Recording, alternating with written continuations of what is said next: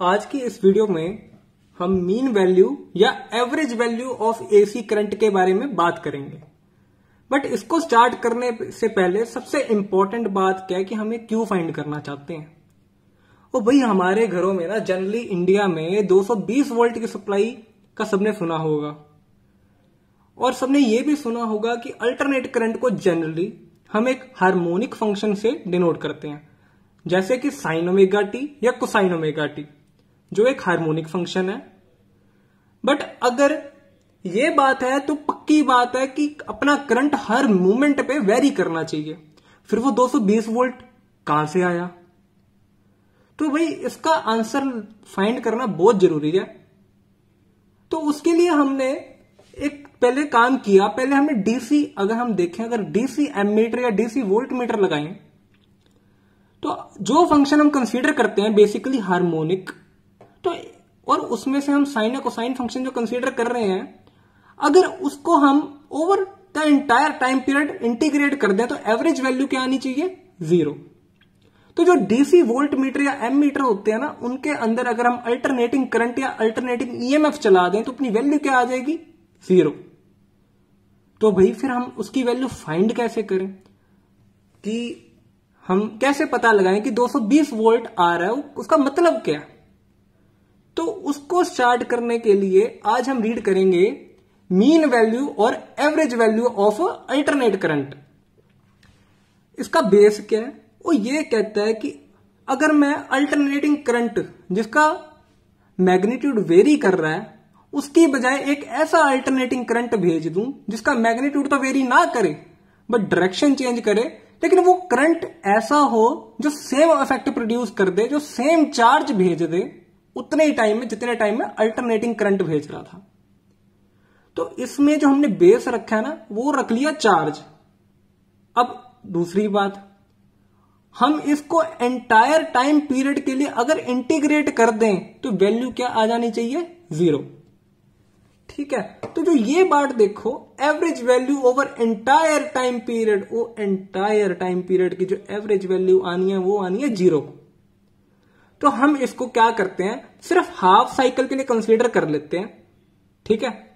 उसके बाद जो वो चार्ज के अकॉर्डिंगली जो वैल्यू आएगी ना, उससे हम एक एवरेज करंट निकालने की कोशिश करेंगे, ताकि वो अगर हम सिस्टम में सप्लाई कर दें तो उतना ही चार्ज यूज हो जितना अल्टरनेटिंग करंट में यूज होगा।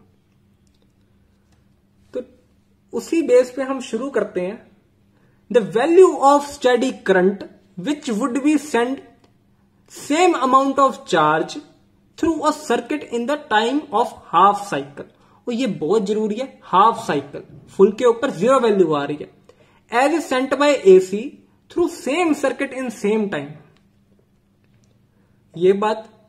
अब जो दूसरी इंपॉर्टेंट बात है, हमने इंस्टेंटेनियस करंट ले लिया I equal to I naught sine omega t. ये एट एनी इंस्टेंट एक सर्किट में करंट की वैल्यू बताता है। और करंट होता क्या? dq by dt। और at any instant dq by dt क्या बता देगा मेरे को? Instantaneous current. तो अगर मैं इसको गलती से इंटीग्रेट कर दूं 0 within proper limits 0 to q, जो q मेरा टोटल चार्ज है, और इंटीग्रेट कहां तक करना है? 0 से t/2 तक। वो ये बहुत इंपॉर्टेंट है, यहां पे t/2 लिखना। ठीक है। और अब मैं मान के चलता हूं कि आपको इंटीग्रेशन आती है और आपने इसको इंटीग्रेट किया और जो वैल्यू आई ना, वो आ गई 2I0 बाय ओमेगा। करके देख लेना, मैंने यहां पे सॉल्व किया हुआ है।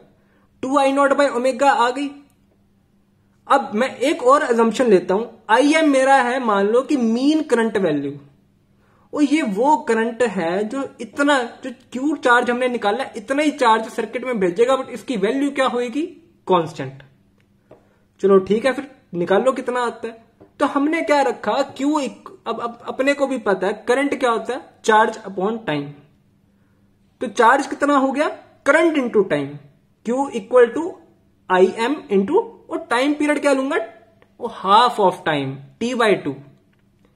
तो वैल्यू अगर गलती से सॉल्व कर ले हम लोग, तो मीन करंट पता है कितना आ जाता है? वो 0.637 ऑफ I0, मतलब 63.7% ऑफ I0 क्या? Peak value, maximum value of current.